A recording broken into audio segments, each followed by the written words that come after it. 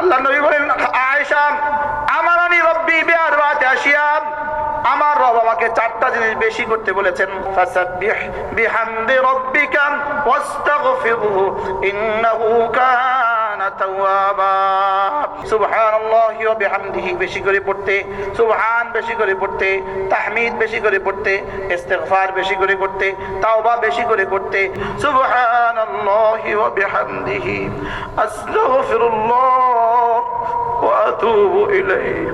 সুবহানাল্লাহি ওয়া বিহামদিহি আস্তাগফিরুল্লাহ ওয়া আতুবু ইলাইহি। আল্লাহ তাআলা কেমনে বলছেন, আলাম ইয়ানি লিল্লাযীনা আমানু আন তাখশা কুলুবুহুম লিযিকরিল্লাহ। আল্লাহ তাআলা যেন আমাকে বলেন, মুশতাক, দাড়ি তো বেঁকে গেছে, এখনো কি জিকিরের জন্য তোমার সময় হয় নাই? আপনাকে যেন বলে, দাঁত তো পড়ে গেছেন, এখনো কি জিকিরের জন্য তোমার দিলটা নরম হয় নাই?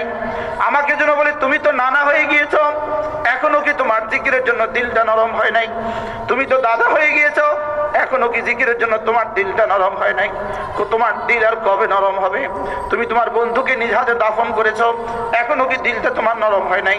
তুমি তো তোমার মাকে নিজ হাতে কবর রেখেছো, এখনো কি তোমার দিলটা নরম হয় নাই? তুমি তো তোমার সন্তানকে নিজ হাতে কবর রেখেছো, এখনো কি তোমার দিলটা নরম হয় নাই? তুমি আর কবে জিকির করবা? আর কবে করবা? 30 বছর তো হয়ে গেছে, আর কবে করবা? আজকের এই রাত যদি তোমার জীবনের শেষ রাত হয়, জিকির আর কবে করবা? আজকের এই সূর্য যদি আমার জীবনের শেষ সূর্য হয়, তুমি জিকির আর কবে করবা? এই সপ্তাহ যদি তোমার জীবনের শেষ সপ্তাহ হয়, তুমি জিকির আর কবে করবা? এই বছরটা যদি তোমার জীবনের শেষ বছর হয়, তুমি আর জিকির কবে করবা? প্রত্যেকে তো ধান্দায় থাকি, বাড়িটা কবে করব, অথচ রব বলেন জিকির কবে করবা? আমি ধান্দায় থাকি, দোকানটা কবে করব, রব বলেন জিকির কবে করবা? হাসরের ময়দানে উঠে বলবেন, রব্বুল আলামিন, আমাকে তো সময় কমই দেওয়া হয়েছিল, এজন্য প্রস্তুতি নিতে পারি নাই। রব্বুল আলামিন বলবেন, আওয়ালাম নুআম্মিরকুম, আমি কি তোমাকে এই পরিমাণ সময় দেই নাই? মা তাযাক্কারা ফীহি মান তাযাক্কারা,